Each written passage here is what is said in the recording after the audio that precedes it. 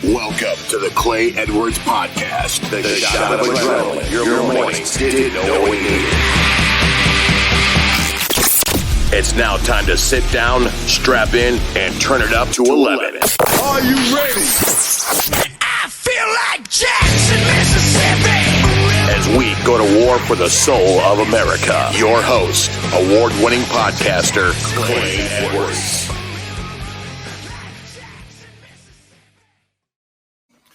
All right, Jackson, Mississippi, welcome to episode 59 of the Save JXN Podcast. Man, what a great day. Great day to be alive. Another day, survived it. So how bad can it be? Even on our worst days, they're still good to when we're here to celebrate them. So but we got a big show lined up for you tonight. We've got State Representative DeKeither Stamps, South Jackson boy, done good for himself. We got a couple of those up there at the House of Representatives, man. So good stuff there. We also have another South Jackson friend of the show, and Fred Shanks up there as well. So kudos to both those guys, man. Doing big things, representing South Jackson well. Real quick, and we're going to pull DeKeither in. I just want to let you know we're here live at the USA Palm Studios right here at the palatial Save JXN, South Jackson Estates, right off Forest Hill Road. If you need anything, man, check out USA Palm. It's always better to buy it pre-owned if you can. They have their 10-10-10 layaway special, 10% down, 10% per month, 10 months to pay. Great stuff for high-end items like jewelry and diamonds and gold and hot auto electronics, all that good stuff. If you're looking for somewhere to work out, the gym at Byram, check them out online, thegymatbyram.com. 24-hour access, swimming pools, spin classes, tanning beds, indoor basketball, you name it. Full service fitness facility. This is not just some pop-up 24-hour gym. This is the real deal. Tell them Clay at Save JXN sent you. And my good buddy Danny White over at Father and Son Southern Lawncare Professionals. They're going to be cutting my new yard. Got it all lined up today. Really excited about that. Check them out right here on Facebook at Father and Son Southern Lawncare Professionals. Also, you can give Danny a call at 601-3210. And, of course, look, with the bad weather coming through, it's always good to be prepared. Give our friends at Generator Power Solutions a shout. You can reach them or just check out their website, generatorpowersolutionsllc.com. And we'll circle back to some of that as the press secretary would say. I'm going to bring Mr. DeKeither Stamps on in. Let's get this party started. Mr. Stamps, how are you, brother? Oh, man. Hold on. DeKeither, we don't have volume on you, brother. Okay. Can you hear me now? There you go. Yes. There we go. Yes. The Venable, can you hear me now? What's going on, brother? Man, we're good, man. How are you doing? Man, it's been a rough day, but it's working itself out.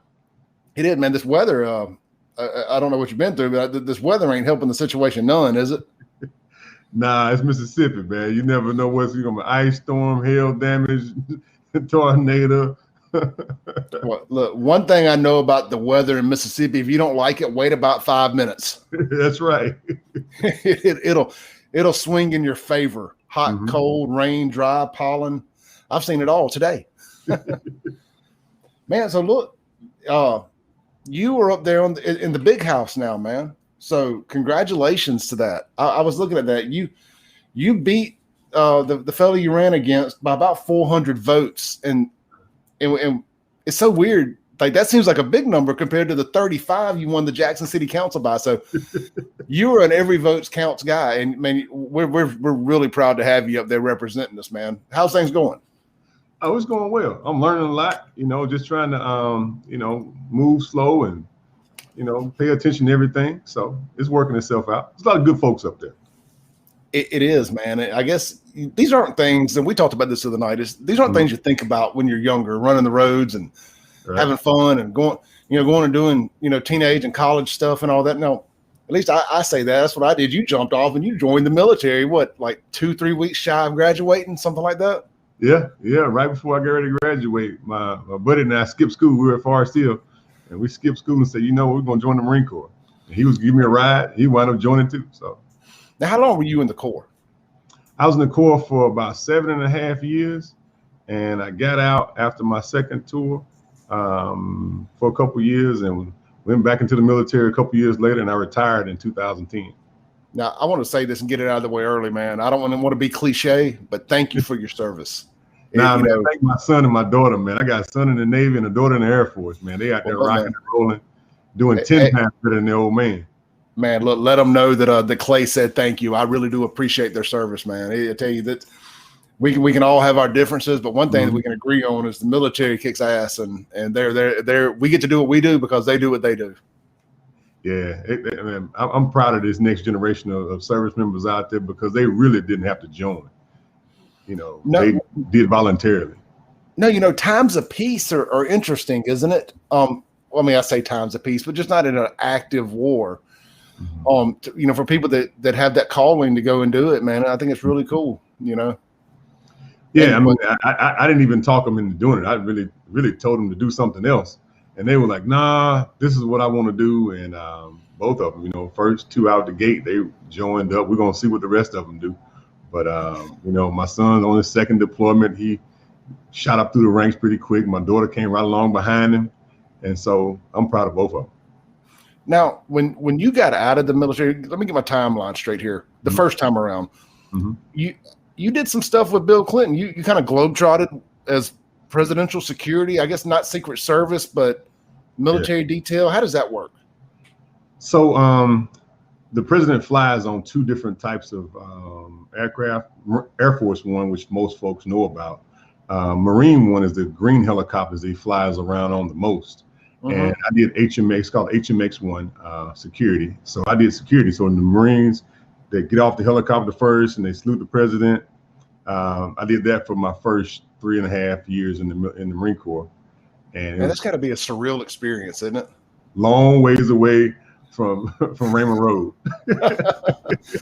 Man, and that's awesome. And I never knew that about you. I sat there and I pulled up your bio today just to kind of get a little cheat sheet together, and I saw that and I'm like, we sat there and we talked for 2 hours the other night. If my old bragging butt did something like that, I would lead with it. Like, now, don't you know that I flew on a Marine One constantly with the president? But I guess when you do it, you run out of you don't have to talk about it all the time. It tells itself. Man, it was just a blessing, man, because I'm from I was born here in Jackson, but I was raised in a little small town called Learned, Mississippi, right between Utica and Raymond. Home of Gibbs Steakhouse. That's right. That's right, right there. And so I didn't know that when you're from a little small area that you could do something like that. And I joined up, and I was blessed to be able to do it. You can't talk to the president, but you can sit there and listen. Your ears still work, and you learn a lot just by being a fly on the wall. I mean, as far as like getting to see world leaders and whatnot, how they carry themselves and present themselves, and it's a lot to be said for having confidence. That's something you got, man. You got some swagger and confidence, and it's no mistake that you're where you're at.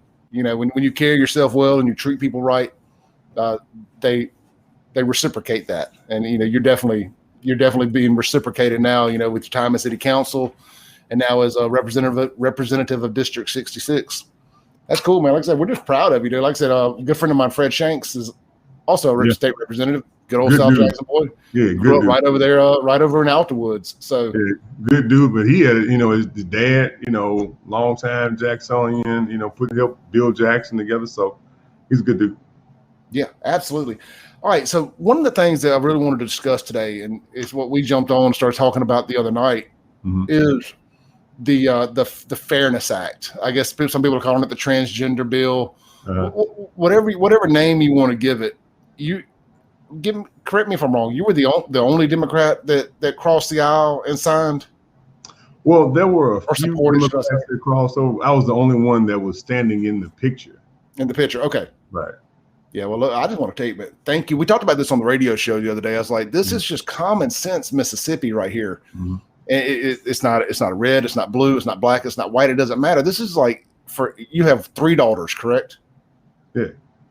Three daughters, as do I. This is just something that makes sense to protect women. And I don't even think it should be debatable. Like it just makes sense. Like sometimes you just hear it. I don't care who it comes from. If it passes the hearing test, what made you jump in and sign on with it? Well, first my daughter's first and foremost. But beyond that, we can't, with as much as we disagree on those moments where you run across things that you agree on, you should stand together. Do I agree with everybody on everything? No, I don't. But even the folks I talk to, even the homosexual women don't want the boys playing in the sport. So I look at this as an issue that folks could get together and work together on. So those moments that we agree, I could not let them take that picture as if no Democrats or no Black people in Mississippi support this measure. And that's what the picture would have been like if I hadn't stood there. No, look, I'm glad you did. And that's why I wanted, one of the main reasons I wanted you to come on tonight and, what platform we have, be able to explain that to people. I mean, you've got a huge following yourself. You got your radio show on Wednesday nights on 90.1. We've got our following here in our radio show. And I think it's good to intermingle and cross over and kind of let people see both sides of the aisle and let you know that we get in our echo chambers, and we just think that if you think anything outside this box, it's wrong. Let folks know, man. There's folks on both sides that think normal, and the media would have you not believe that if they had any say so in the matter, which they do, and that's why there's guys like us. Most folks in Mississippi agree on. We just disagree on a slim number of things that get blown up. But even at the Capitol, most of the stuff we vote on, we agree on. Yep. Most of those votes today were 115 to 4 or 5. So we agree on more than we disagree on. So what I do with folks, and you'll see me working with everybody. Not that I agree with everybody, but I just start every conversation with what we agree on and work on what we agree on. And then by the time we get to what we don't agree on, hey, government's so daggum slow, you might have time for that stuff. Yeah, look, I tell people all the time, somebody's like, I agree with a lot of stuff you say, but there's some things I'm like, I don't want anybody to agree with me all the time. I could pay somebody $5 an hour to be a yes man. I want people to tell me the truth. If you don't agree, hell, and if you agree with everything I say, you're crazy as hell anyway. So I like people that disagree with me some. I think it's healthy for any relationship to have people that disagree with you around it. It keeps you between the lines per se. So speaking of up there on the Hill today, tell me this: where do you stand on this tax cut or this elimination of the state income tax? What are your feelings on that?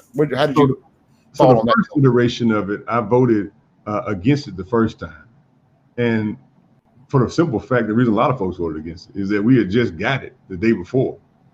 We weren't part of the group that was been working on it for about 5 years. Now today they came back with another iteration of it where they trimmed some things out, and I'll decide over tonight, where I want to stand on that. And we'll see how it goes from there. They merged it with the bond bill and a couple other things. So we'll sit down tonight and get our position solid on it. But the first iteration, we pushed against it just because we got to digest it. It's a big measure. And if some folks were allowed to be a part of the group that were working on it for 5 years, and then if you're part of the other group, you only get to read it the night before. And even though it wasn't 300 pages like they reported, it was only about 20 pages that are actual meat and potatoes legislation. So I pushed against it the first time just because I hadn't had enough time to dig into it with such ramifications across the board. So we're going to take a look at the second iteration of it tonight, and we'll formalize our position in the morning. I'm glad you brought that up about getting something in, and it just feels like with such short notice to be able to approve or vote yay or nay on it, right. Something that important, that's potentially career defining for a politician to be a part of a bill that legendary, that could put that much money in theory back in Mississippians' pockets. But, I guess the question everybody else has is, hey, where's it coming from? And that's why I didn't have a problem with the no vote. Because I think let's pump the brakes, let everybody digest it, like you said. I like the rehash. I had just a little chance today to look over some of the things. They're not raising taxes on farmers. That jumped right at me, as I'm sure. Yeah, see, like the first iteration was from a farming background. That's got to be huge for you. Yeah, you finna tax farmers. I'm like, no. Yeah. From the gate. So the second iteration, we're going to take a look at that tonight and take a real hard look at it. But I got a deeper question. It's not just about it being able to raise more taxes. Well, let's talk about now, what are we going to do with the influx of cash? Because it's going to produce a lot of cash for the state of Mississippi. And so now let's nail some things down on what we're going to do with the money. Don't just ask me to vote to put more money in the coffers by shifting the the tax from one side to the other. Let's take a look at, okay, what are we going to do with this money when we get it? And if the area and the people I represent are going to get some of that resource, now we can have a real conversation. So it's not just about producing money. It's about, having an eyeball to eyeball. And we may not have it in writing right now, but I'm still good. I'm come from the old school. If you shake my hand, look me in the eye and tell me that you agree to something, I'm going to take your word for it. So if we can just get that kind of agreement right now, that, here are some things that we're going to work towards and commit to when these coffers flush out with this new resource base. And that's the kind of conversation I'm having over tonight in the morning. No, that's I think the most common sense answer you can get is like, just let me take a look at it. What's gonna happen with it, man? I don't want to hear with the general fund. I think as guys like me, man, just average Joes out here, we always grew up hearing you don't want the money to go to the general fund. If it makes it to the general fund, we never see it. The same thing with the lottery money. Deal. Like the gambling deal that they did when we were in high school. Remember, we were all sneaking over to the boat when we were in high school.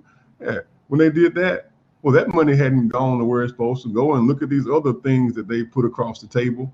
Heck, they raised the gas tax in '87, and they still haven't finished fixing Highway 18. That was 30 years ago.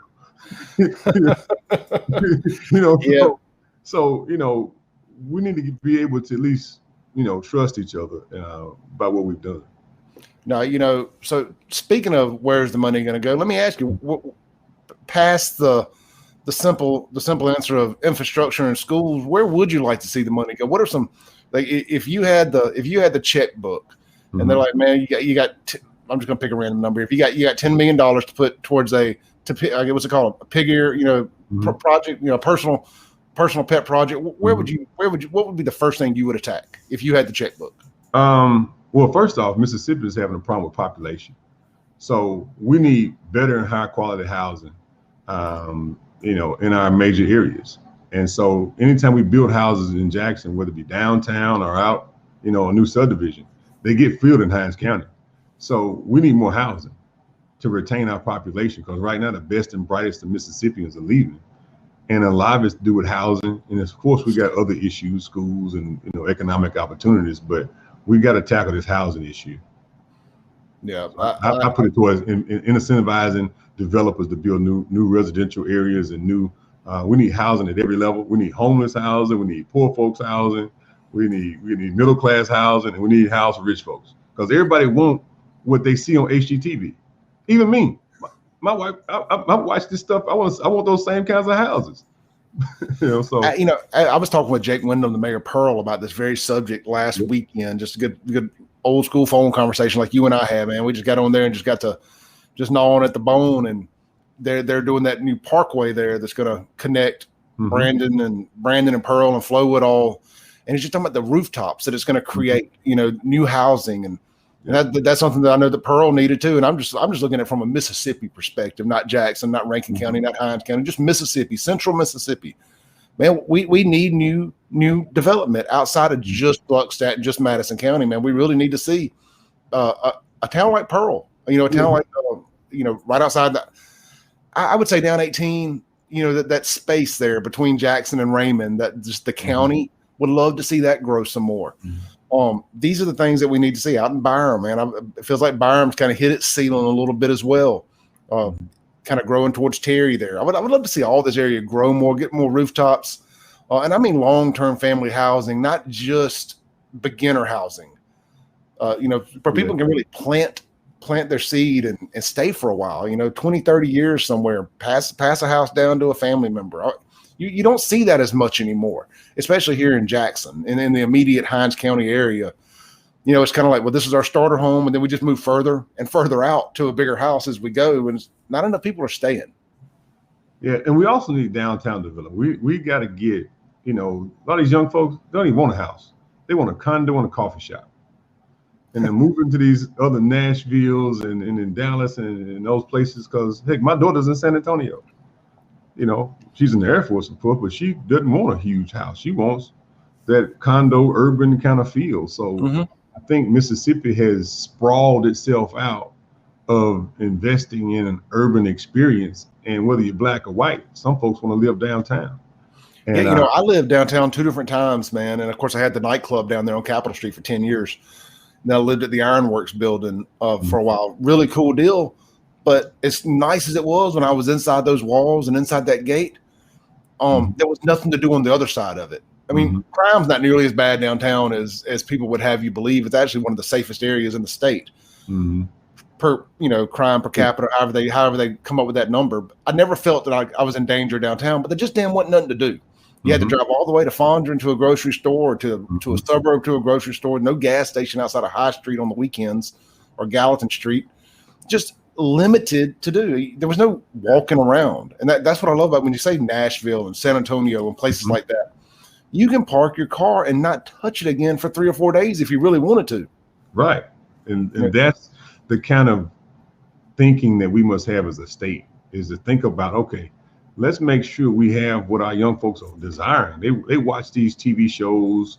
I know we grew up watching Friends and stuff like that. They want to have that same kind of feel where they come down to a coffee shop, hang out with their buddies, and then they go upstairs to their condos and live. And we have to provide that. Yeah, and I do want to backtrack it, because I say all that like Fondren and the Eastover district area and all that doesn't exist, and that does, but that's just such a small portion of all of Jackson, and there's just so much untapped potential there. I don't know how we get to it. This infrastructure stuff, it's got to get taken care of. The water, that was a bad look. It was a bad situation. We caught heck from it here at the house. So I don't know, man. I don't know. How do you sell Jackson back to the people who have left? That to me, that seems like a big issue. Jackson has a big image problem. Some of it earned, some of it not.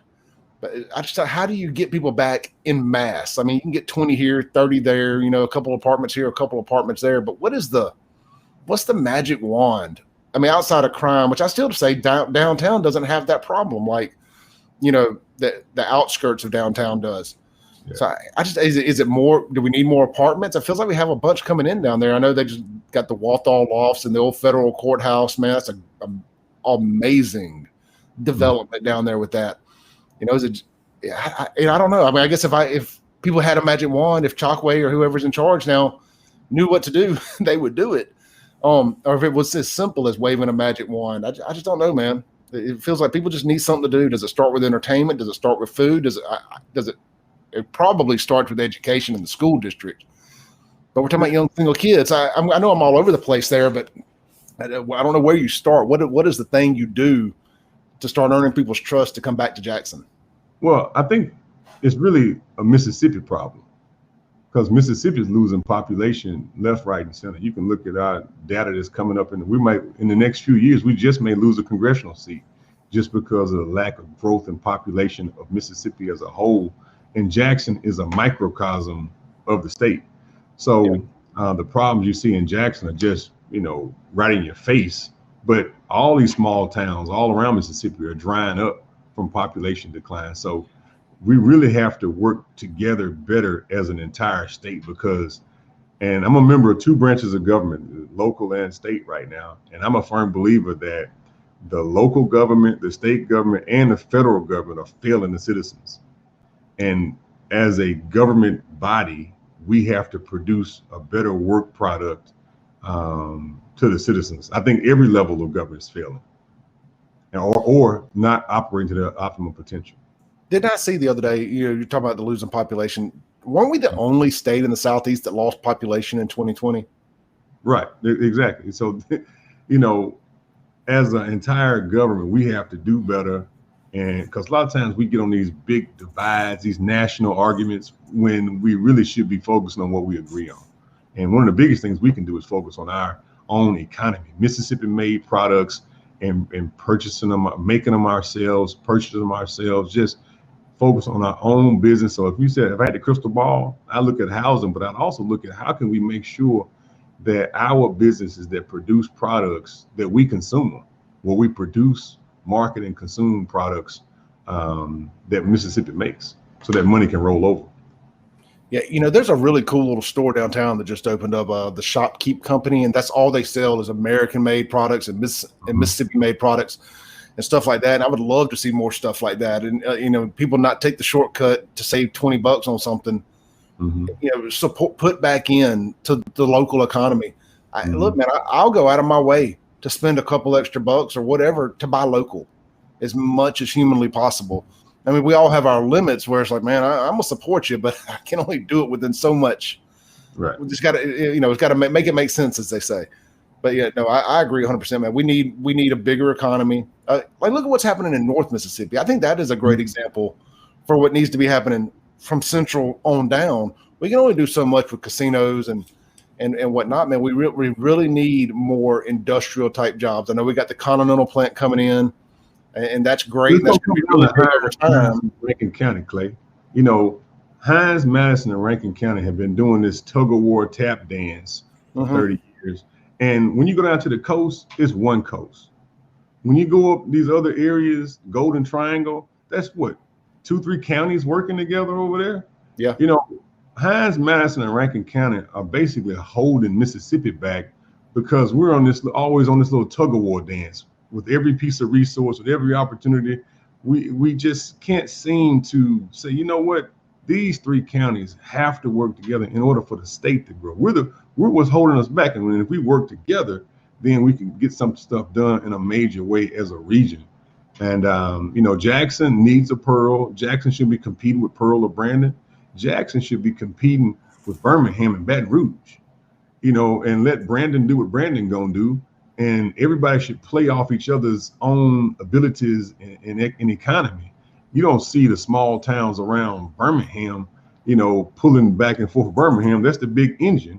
You build it up so that you can compete in the region. And that's why Jackson's not performing, because Jackson's trying to compete with these smaller towns when he should be competing with Birmingham and Shreveport and, and Baton Rouge and all these other places.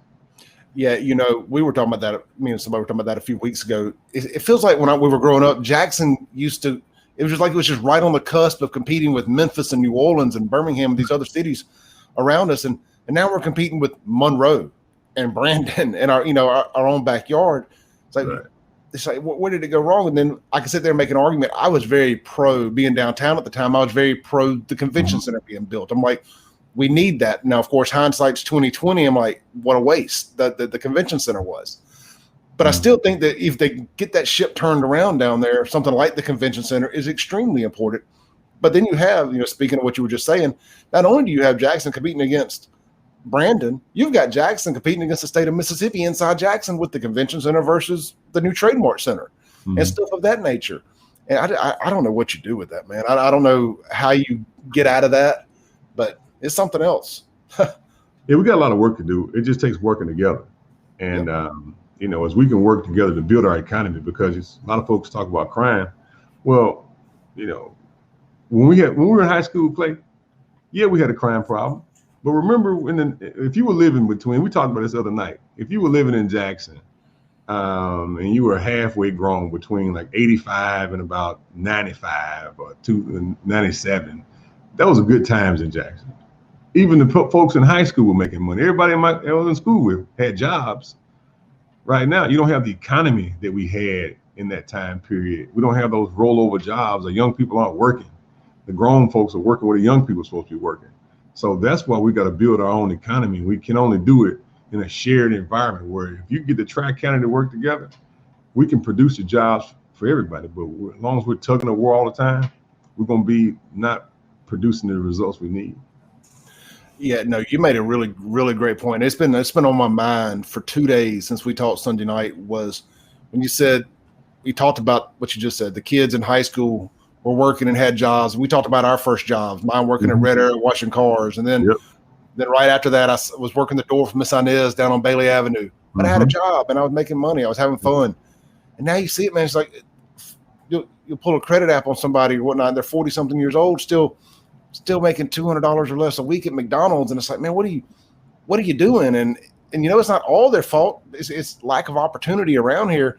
Only so many people can go work at Nissan or work at I guess what I'm getting at, there's not a whole lot of entry-level good jobs around here. Probably my first best job I had when I was around 21 or so, I worked at McCarty Holman. I was off Industrial Park in their freezer as an order selector, pulling orders and stacking them on a pallet.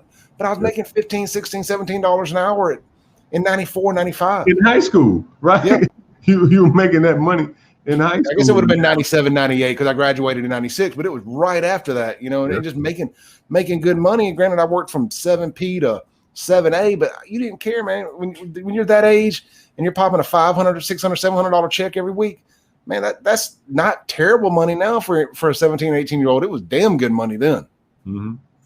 And so our issues is the leadership must bond together, work together to produce for the folks who pay the taxes. And that's what's got to happen. A lot of stuff, we jump on these bandwagons. Democrats and Republicans do the same thing. We jump on these national bandwagons when we really need to focus on our local economy and building our own economies. Oh yeah, absolutely, man. We talked about that the other night. It's just everybody gets back in that echo chamber, and it's like, well, what did Trump say, or what did Biden say, or whoever the leader is that's on my team that day, and that's the stuff I'm spitting, and it doesn't make sense for Mississippi. Mississippi is and I've said it for years about Jackson. It's a very unique market that has its own sets of advantages and disadvantages, and it really requires all of us being on the same team, because if we're pulling each other apart, we're not going to get anywhere given our disadvantages. Mm-hmm. So what do you have in mind, man? What's something you're going to work on? What are some of your future projects that you see to try to make Mississippi better? Well, what I'm focused on now is building good relationships, because what I've seen so far, you have one view of the Capitol before you get down there. It's just this big contentious place, but actually it's good folks on both sides of the aisle that's really tired of these lower level arguments, these lower level bickerings, and really want to move Mississippi forward. So I'm just trying to work with as many good people as possible to help build a strong local economy with our own local businesses. It starts off with our institutions buying local, because many of our institutions don't buy local or Mississippi.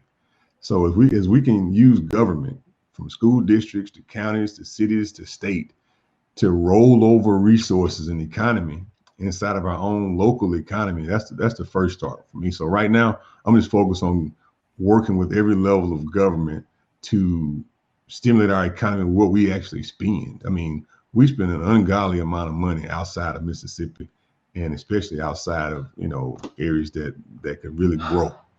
And that's how we're getting poor is what Mississippi spends its money on. So that's what I'm focused on right now, is getting folks to work together, because when folks can work together on the money side, we grow the pie, and you can take your pie and go home, or you can sit at the table and eat your pie with the rest of us. And so that's what I'm just working on, trying to build our economy and do the things to produce some more jobs. No, I like that. And I've been so stuck on this kind of crime and Jackson stuff for the last year. And you bring up a great point about keeping, especially our state and local money, keeping it local. If Mississippi can buy something from Jackson to support Jackson or the Tri-County area or anywhere else in the state for that matter, it needs to do that. We need to support these local businesses. I have felt for years that and I know I keep bringing things back to Jackson because it's just where I live. So I use it as my analogy for everything. But what were we saying there? I had a complete brain fart. But you got to buy local. That's how we do this. Oh, it just seems like when you're in business in Jackson, that's what I was going to say. When you're in business in Jackson, it feels like you're in business against Jackson sometimes. It does not feel like some of these local municipalities are very business friendly. And I feel like that's something that we need to do. We need to eliminate red tape.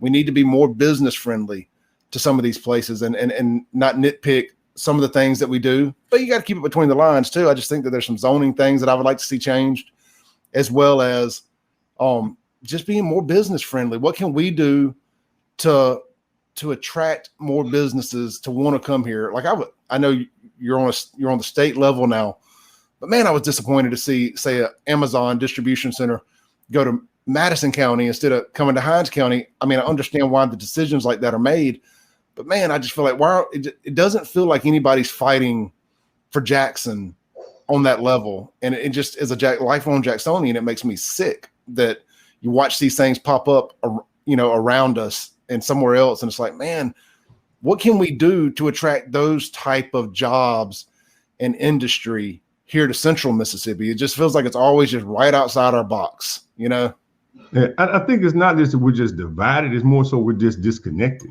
And so that's what the mantle I've kind of taken up is just trying to connect the relationships and resources so that we can say, hey, what's going to be best for Mississippi? What's going to be best to build our economy here in the region?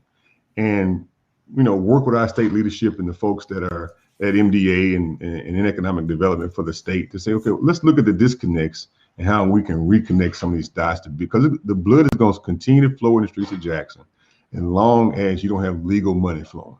There's not enough legal money flowing in the streets. So what happens when every time this happens? You're going to have more underground economy and more, illegal money flowing in the streets. And so we got to produce more jobs. So that's what I'm focused on is jobs. Yeah. No, I agree. We go back to the first part of this conversation when I asked you if you had a checkbook and you could fix something. You mentioned keeping people here, and jobs are a huge part of keeping people here. So I know it all ties back in together. But man, tax incentives for some of these major people to come to Jackson. It's like, what can we do? Short-term loss, long-term gain on the tax side. I don't know, but I would love to see some industry come back to town, come fill up some of these industrial parks. I feel like that's where it is, man. We need some kind of industrial, entry level, but your entry level jobs are like what they're doing at Amazon. It's $15 an hour. You don't have to worry about the minimum wage nationally being raised to $15 an hour. You're bringing the industry that can generate that kind of income to afford to pay its employees $15 an hour and up. That's the kind of more stuff I would say. You can only build so many fast food restaurants and whatnot to support these things. We really need industry, with products exporting outside of Mississippi. Mm-hmm. So we got to do it. Look at our food system. Mississippians purchase about $6 billion worth of food from outside of Mississippi, but we're an agriculture state. Help me understand that. Like, we purchase $6 billion worth of food that's grown somewhere else, and we're an agriculture state. We got to get back to making Crystal Springs the tomato capital of the world, but now Mississippians buy most of their tomatoes from California. So we got to use industry that we have, and government is a big pillar of that. How many tomatoes the state of Mississippi buys? They don't buy from Crystal Springs. So, so we got to go back and start sourcing our own economies as a state, and then the other economies will follow. Because when these businesses know that the state of Mississippi, with all its institutions, whether it be school districts and counties and prisons, when they know that this much money is coming in for, these different products every year on the agriculture side, so you can build an economy around agriculture. We've done it before. We can do it again. And so those are the kind of things I'm pushing for is for us to grow our own economy with the resources we have instead of, enriching other people. So how do you do that? I know we say that, and I've said for years, man, I would love to see, these big grocery store chains have to source some of their X percentage of their food from Mississippi or local farms. How can you make that happen from a legislative side, and make Crystal Springs the tomato capital of Mississippi again? What are the things that you can do? I guess it goes back to if Jackson Public Schools, again, just using them because I live here, if JPS is going to spend $1 million a year on tomatoes, they need to be sourced from a Mississippi farm. Well, we got to take pride in what we have. Like in Georgia, you think they're buying peaches from somewhere else? They take pride in Georgia peaches. Yeah. So Mississippi, if you're gonna buy sweet potatoes, we need to have Vardaman sweet potatoes from Vardaman, Mississippi. We got to really take pride in the assets and resources that we have as a state, and then turn around and show that pride with our own paycheck. When we go to the grocery store, I'm looking for Vardaman sweet potatoes. I don't want these other sweet potatoes. I know that this is the list of stuff that's grown right here in Mississippi with local growers, and that's what I'm looking for is those brands that I know that I can connect with locally. What is it? Is it Smith County watermelons or is it Scott County watermelons? I always get the two mixed up. Yeah, Smith County watermelons. Yeah, I mean, same thing. It's like those are the ones you look for. I may not actually be getting a Smith County, but if that sign in front of it said it's Smith County, it automatically just tastes a little bit better, doesn't it? That's right. And so when the folks in Smith County get that money, where do you think they're going to come have a good time and party and all that stuff? Right here in Jackson. right? Yep. And, I would much rather for those folks around the state who produce a high income, their children, to live in Jackson versus live in Nashville. And that's how you get it to roll over. Think about your parents and my parents' generation. My parents came to Jackson, from out in the county, start making good money. And that's what we need. We need folks who maybe grown up somewhere out around Mississippi to come to Mississippi versus move to Dallas or Atlanta. And that's what will come to Hinds County and especially Jackson to grow it. Now, yeah, from when I was in the entertainment business here, man, people were blown away at how many people would come up to Jackson to party. Mm-hmm. And you're not seeing that anymore as people have moved a little further out of Jackson. But that's not so much the deal as, like people are staying 5 minutes from their houses now. Let me rephrase that. They're only going out about 5 minutes from their houses. Everything's become very localized. People in Crystal Springs, we'll go back to them, are staying in Crystal Springs to go out and eat and stuff. They're not coming back up here anymore. People in Jackson are running over to Rankin County. It's like, it's a weird deal. And I would love to get things back more localized, but Jackson needs to be the center of that, man. A good Jackson is good for all the Tri-County area. And if we can get Jackson back going in a respectable direction, I think it becomes the heartbeat of the state again. And it can't, nothing bad can come from it. It's go back to when I was in the bar business. If a club opened up next door to my club, that was only good for my club. It was, right. Business breed business. I always said, man, if I could put a used car lot out in the parking lot to make it look like there were more people there, I would have never got out of the bar business because I would have kept a crowd all the time. Nobody ever wanted to be the first to come in. It takes a crowd to get a crowd. And it's the same analogy for keeping the money in Mississippi. It takes $1 to keep $1, man. Mm-hmm. And whatever we got to do, man, I would love to see it happen. I would love to see these Walmart type chains, these Kroger's. I said I did it plural. Kroger. Well, let's see Kroger and Walmart. Use more Mississippi farms. For cattle, for tomatoes, for all that stuff. I don't know how you make that happen. If you can make that happen, but it would be great to see it happen. It'd be a great start. And again, take pride and all that stuff too. But it's got to be easy for people to get. That's why we're buying tomatoes, from California instead of Crystal Springs, because those are the first ones we touch when we get to the store. And people don't know. That's why that's happening. It's lack of access. It's no grocery stores in downtown Jackson. Food deserts. All throughout Mississippi. Mm-hmm. That's a big problem. I would love to see more farms and more farm to table. Stuff of that nature. Mm-hmm. I shouldn't have to ride down Highway 49 to find a farmer's market. They should be everywhere, or a stand, a fruit stand, vegetable stand, stuff of that nature. I should be able to go to Kroger and get a local vegetable stand. Mm-hmm. So, yep. So we just got to work together to build this thing out, man, because we're an agriculture state, but most of our population isn't even connected to our major industry. And we got to reconnect those dots. No, I agree. I'm looking over here at the comments as we go here, and the number one thing everybody's bringing up, and I know it's low hanging fruit, no pun intended, but it's the crime in Jackson. So let's address that for a second. How can we start outside of just jobs? Because it's going to take something quick and in a hurry to at least get crime under control. And I know you can't prevent the domestic type crime, the people that know each other deciding to get into a fight and shoot each other or whatever the case may be. But how can we get more police on the streets, immediately? Are there funds available that can help Jackson with the law enforcement side to kind of stop the bleeding from that perspective? Well, Hinds County needs a jail. So Jackson and Hinds County need to work together to build a jail. And right now is a prime opportunity to do so, because Hinds County and the city of Jackson is getting a boatload of money through this CARES Act. And that would go a long ways towards taking us, not all of it, but a slice of it to get us on the road towards a jail. We should take another slice of that money and pay down our taxes. Our debts, because the reason the taxes are so high in Jackson and Hinds County, you got so much indebtedness that you're paying back. So we can pay down some of these debts to get our taxes down. And once you get these taxes down, then you can get more private investment. The reason when those taxes drop, those property taxes drop, you're going to see all kinds of movement, because then we can turn right back around and say, let's incentivize here, let's do that there. But we got to get some of this debt paid off.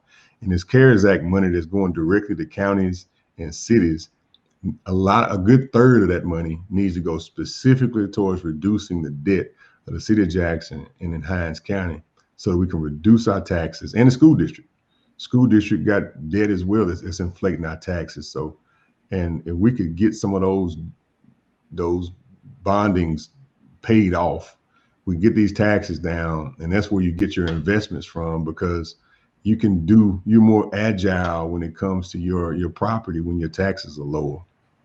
Yeah, that makes sense. That makes sense. But common sense don't make sense now. No, yeah. If you go to the city of Jackson and get $40 million from CARES Act, and I want to take $20 million and pay debt off. That's not fun. It's not sexy, is it? It doesn't make a good headline, does it? Right. But it makes a lot of sense when you say it out loud. It's like, it just feels like where are the people that are saying that out loud, that, instead of saying, well, let's go tear down, let's use CARES Act. As much as I want to see the Casa Grande apartments torn down, right? I don't think the CARES Act ain't the money to make that happen. And I did see today where they've changed their mind on that. So, but that's just one little, one little example. Right. You mentioned a jail, man. I think that would make such a huge difference, because then you're not in this catch and release program. Right. You can actually, that's what house people. Right. You're getting locked up down the street. But then also beyond that, we get this debt down, we start building this jail, and the Hinds County judicial system needs extreme work. I mean, that's real work where you're going to dig into it, and it's going to take more than 3 or 4 or 5 years to get that system flowing. So from the jail to the court system to the changes of DA's office, the sheriff's department, the whole system is not producing the end product. That's why I talked in the beginning of the show that every level of government is failing constituents, and we got to work this thing out to produce a better end product. Yeah, I've been. People ask me like, man, why are you moving out of Jackson? What's the straw that broke the camel's back? Was it the water? I'm like, no, I'd already planned to move before that. Mm-hmm. My biggest fear or lack of trust in the Hinds County justice system, period. It's if I have to defend myself, what's the next step? I don't trust the Hinds County justice system. I think a lot of people are like that. Like, man, I don't trust my safety and my family's safety beyond just the normal day-to-day stuff. Like this municipality and this area has got to regain the people's trust.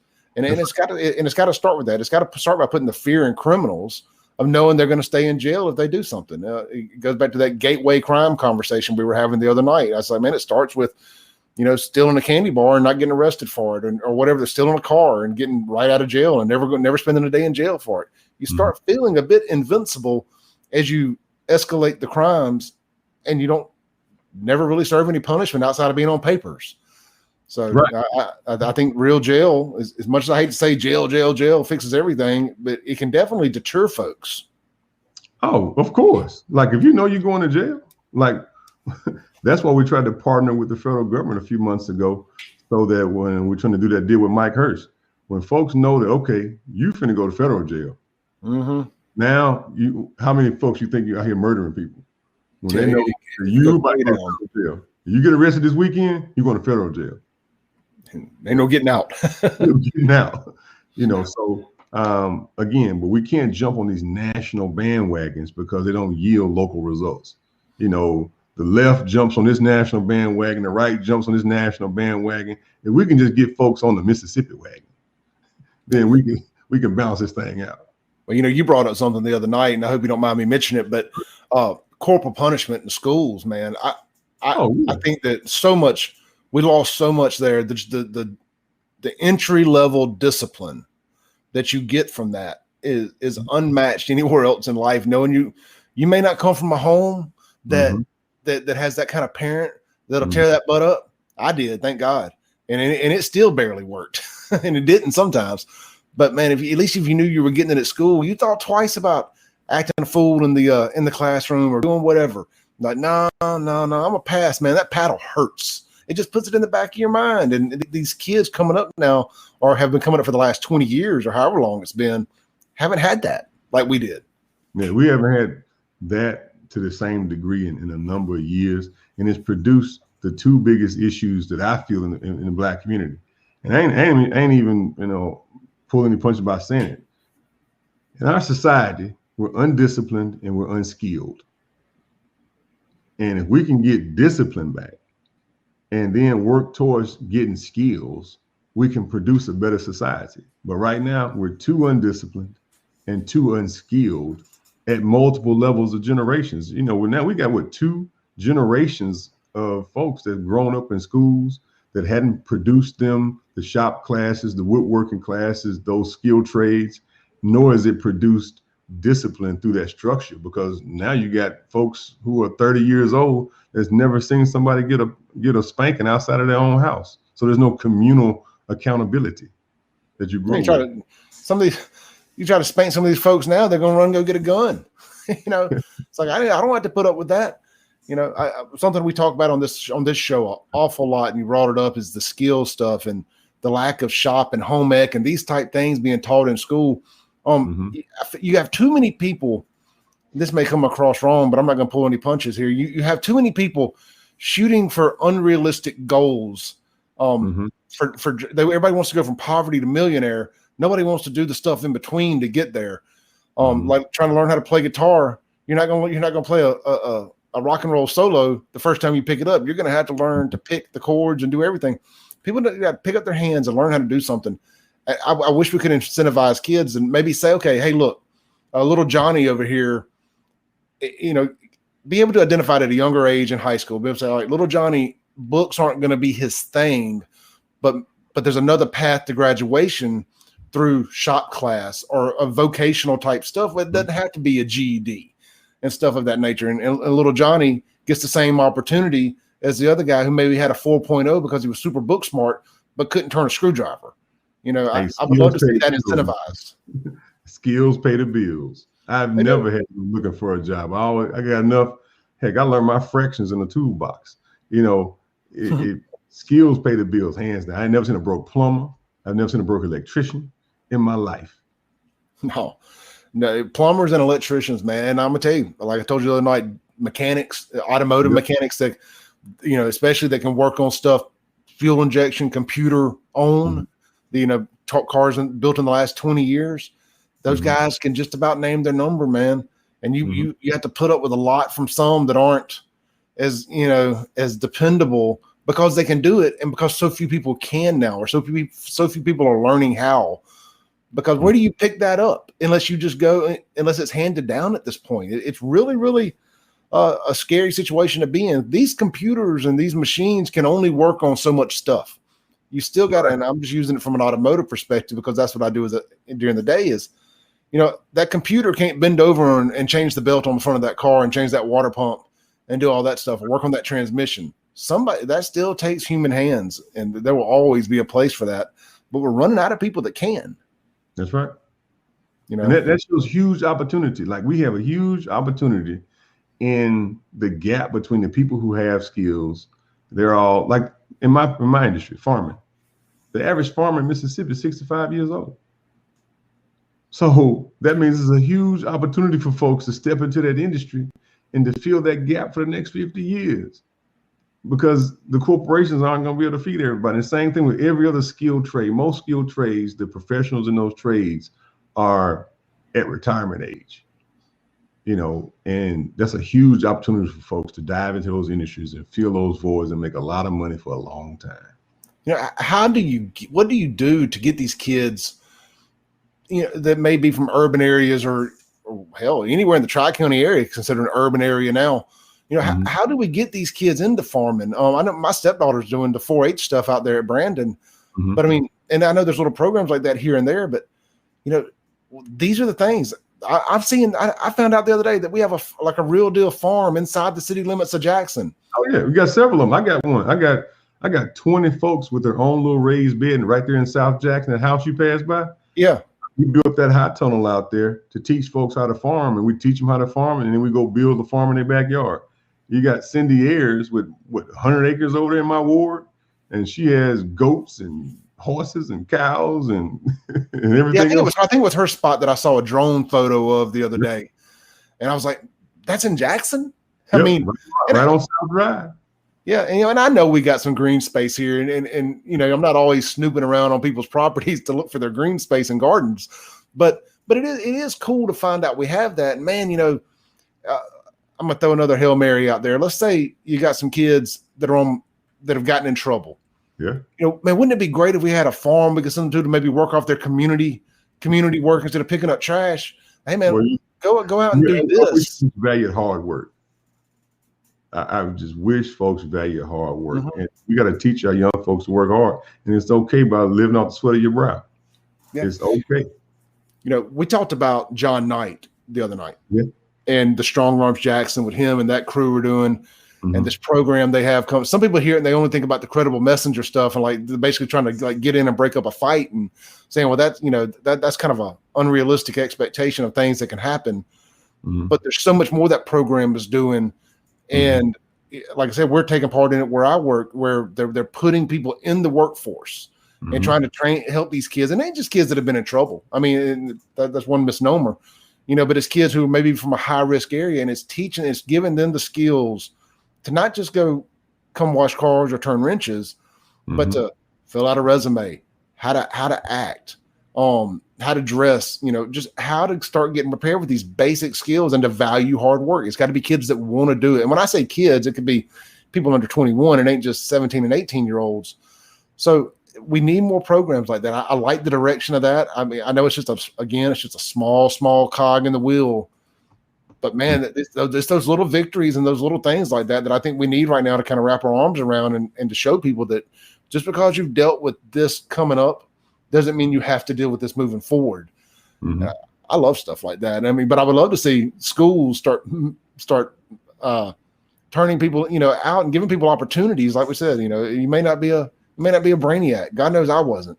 But you may be a genius with your hands. You may just have that ability to build stuff. We just need more people like that. We need to give those people opportunities and not make them feel like that it's somehow doing that is down. Is looked down upon, I guess is what I'm saying. Yeah, it's just part of leadership. We just have to, again, stop jumping on some of these national debates and these national arguments and look at the local things. I mean, a lot of folks ask me about what's my position on guns and stuff like that. I mean, the average Mississippian agree on guns. So why are we even arguing about this? We got to really look at some of these issues that we jump on and make sure they're not taking us or distracting us from our main focuses, because some of this national stuff is just on the wrong direction. Like this national argument that's going on right now, talking about banning high capacity magazines. Like, why are we even talking about that in Jackson, Mississippi? Why are we arguing some of these national debates? God, I don't want to downplay, what happens in a mass shooting. But people, the cat is out of the bag with all of this gun stuff. I mean, you can slow some of it down over a long, long term. But if a guy decides he wants to go and shoot up however many people, he has the ability to do that for the next 100 years based on what's already in the marketplace. I don't think that limiting something from 20 rounds to 8 or 9 is going to make a lick of difference when somebody bad decides they want to do something bad. Bad people have been doing bad things. Let me show you something. Let me show you. Let me reach my briefcase. So this is my EDC, right? My everyday carrier. I carry a SIG P365. See how small this is? Yeah. This would be illegal. I got my Springfield 40 right there. This would be illegal. This little bitty gun. Yeah. Because it has a 12-round magazine in it. So are we really saying that people can't have something this small? They show you a picture of this big Rambo-looking device, but if they ban what they consider high-capacity magazines, you mean you can't have something this small? We got to get off some of these other arguments because bad people kill people. Yeah, I mean, look over in these areas that have quote unquote banned guns. Yeah. When people start running over people with cars, you see it over in Europe all the time. Knife attacks, this, that, and the other. Man, bad people are going to do bad stuff. Typically, you need a good person with a gun or whatever to stop said bad person doing that. You're never going to be able to to politic hate out of anything, out of anybody's heart. If people got hate in their heart, you're not going to legislate it out. People are going to do what people are going to do. I don't think anybody wakes up today and says, I'm going to go kill 20 people or 2 people or 1 person. I think situations escalate to that. And I mean, I know somebody will say, well, somebody planned something, whatever. But for the most part, I think hate just kind of happens. I don't think, the laws, especially in places like Jackson, out of the 129 murders last year, I'd be willing to bet not a single one was premeditated that morning.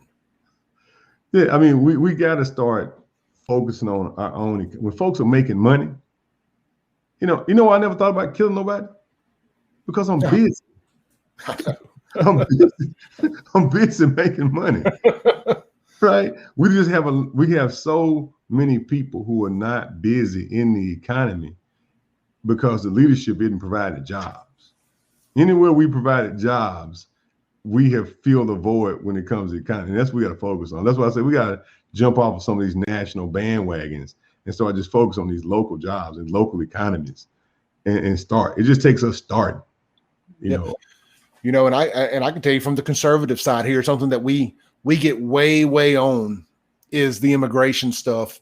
And I can make an argument for all of that. Mm-hmm. But Americans have gotten very lazy and don't want to work some of these jobs. Exactly. It's like, okay, well, Crystal Springs needs a lot of people, a lot of tomato farmers. You know what I mean? Who's running down to Crystal Springs? I have never in my life met anybody from up here who drove down there to go work on a tomato farm. Yeah. People don't want to do it. I mean, I worked one summer on a chicken farm down in McGee, and I can assure you that what Clay never ever wants to do again is work on a chicken farm in the summer. But somebody's got to do it, And like I say, man, jobs. It goes back to it. We need some big industry. We can start small, but man, we need some big stuff. I would love. No one thing's gonna fix it, but it'll damn sure get the road paved, going the right direction. It takes a small stuff to get that big stuff. Like you're talking about Jackson. Jackson's gonna come back 5 jobs at a time. Yeah, Jackson's not gonna come back. Only other major thing I see on the board is that we can tear down Veterans Memorial Stadium and build another hospital for UMC. That's 4,000 jobs right there that we got to work on. So those are the kind of issues we got to work on. That's the next big ticket thing. But then you got to build Jackson a new stadium. So that means we got to go look at some other area to put this stadium. So we got to work through some of those lower issues. Other big ticket thing that we have is that I look at our tax base. Most of the folks who live off our tax base don't live in Jackson. JPS got 3,500 employees that don't live in the city. City of Jackson got 700 employees that don't live in the city. That's 4,000 employees right there. So we got to get more of our money rolling over inside our own economy. Now, can you make the argument though that lack of decent affordable housing is a reason why a lot of those people don't live in Jackson? But that again goes back to what you said earlier about needing more housing in Jackson or in the surrounding area. So I've always made the argument when people got on that. I'm like, well, I mean, where do you want them to go live in Jackson? There's only so many places that you feel safe at or in a good school district that you can afford $1,300, $1,400, $1,500 a month, whatever it is, comparable to say a Crossgates and that type area. So yeah, I understand why these people are living out there, but man, so it goes back. We got to get more residents here, more rooftops. Man, that's why I want to build new subdivisions. When's the last time you seen a subdivision go up in Jackson? Man, it's been a long. I tell you what, the one right over there by that house with the garden on it, right there on Raymond Road. Yeah. Right there for the old Kroger there, right there, with that weird hump in the middle of Raymond Road. That's the last one I saw. Yeah, but that's affordable house. That's not even market rate. So yeah. Why I push Highway 18 so much is that we can build some new subdivisions out here. Gatum, the folks at Merit Health, and like my little sister is like the textbook example of what it's going to take to fix Jackson. She grew up here in Cedar Hills. She went off to college. She came back. She started teaching at Bates, right down the street. She bought a house in the neighborhood, right down the street from my parents. She's built that house, added on to the house. When they reassess her house, her taxes gonna go through the roof because she's reinvested in her house and so much that she's built out. So, but she's that prototype of what we need 1,000 more of. We need folks to reinvest in these communities. If the house doesn't look the way you want to look out, Like my aunt, she lived down the street from me. She bought a little old house in the neighborhood. So we're not just talking about this stuff. As a family, it's 9 of us that live in my neighborhood, and we've all bought foreclosures or dilapidated property, fixed them up, and live in them, so you can do it. There's several folks in my neighborhood. We got about 7 families that have multiple family members that live in our neighborhood. So we can do it. We just need to do more of what are the things that are working. Yeah. It's funny you said that about your sister. I guess that's the point I was trying to make on the front end when I was saying, we need less quote unquote affordable housing and more long-term family, settlements and that stuff people are invested in, don't want to leave. That's a great point. Well, look, man, I guess we're going to kind of land the plane here. You got anything you want to talk about here at the end before we jump off? Well, I just want to say that, we just got to work better together.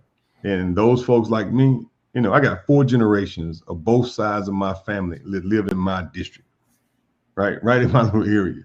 And we just got to keep working together and work together across aisles, across races, because we're more divided now or disconnected now than we were in the 70s, in the 80s, man. I mean, you got more segregation going on now than you've ever had before. And it's self-segregation is the thing that it's people doing it to themselves. And that's the craziest thing that I've ever seen. It's like, hold on now, you can see it on both sides, and white and black. I see it way more than I should. And being a white guy that lives in Jackson, I see it a lot more than probably some other people do. Mm-hmm. It's really odd, that we've so many people. I've almost said we, but like so many people fought for civil rights and desegregation that we've resegregated ourselves like we have. And man, I'm a firm believer that integration was the dang worst thing that ever happened to black folks. I mean, I'm a firm believer that integration without the proper leadership killed the black family and the black economy. So integration wasn't about us being able to go live somewhere else. It was about them being able to put a Walmart in my neighborhood or a McDonald's in my neighborhood. And so we lost our family and economy with improper integration. So we got to do better on the black side, and we got to do better on all sides. I think that we all got to do better, both society and government.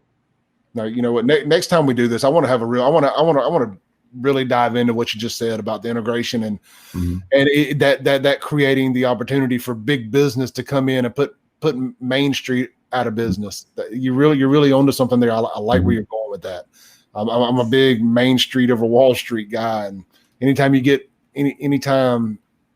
have an opportunity for Main Street to kind of stick it to Wall Street, I'm all for that. And that deal happened last month with GameStop and the stock situation. Right. That was Main Street giving it back to Wall Street, and that's right. We need more of that. I think there's little stuff like that, man. Like I said, you got to kind of win the day and enjoy the little victories, and we need more stuff like that. We need that on a local level. Well, DeKeither, I appreciate you, brother, man. I had a really good time talking the other night. I had a great time tonight. We'll do this again whenever you want. You'll have you're on radio tomorrow night, correct? On 90.1. Yeah, just say when. You're welcome to come on my show too. Come on 90.1. You can chop it up anytime you want to holler, but just let me know. I'm like how they say I'm like Tupac. Ain't hard to find, right? No, hey, look, I always tell people all the time, I'm like, look, man, I can only talk so much crap because I can't hide anywhere. As y'all all know where I work, y'all know where I live. I'm a pretty easy guy to find around here. I stick out like a sore thumb. So yeah, man. Well, look, hey, if they want to follow you on social media, what's the best way to reach out to you? Just look up my name, DeKeither. I don't know what kind of medication they gave my mom when she was having, but that's all she came up with was DeKeither. And when you Google it, you just get me. You do. That is a fact. I put in DeKeith, and you were all that came up. I didn't have to finish it. So that was really easy. Well, look, brother, man, we appreciate your time tonight, man. Tell the family we said hello. Tell the kids I said thank you for their service. And again, thank you for yours, and thank you for your current service in local and state government. So much appreciated. Keep fighting the good fight, and we will talk to you soon, man. Hey, hats off, brother. God bless and Godspeed. Peace out, brother.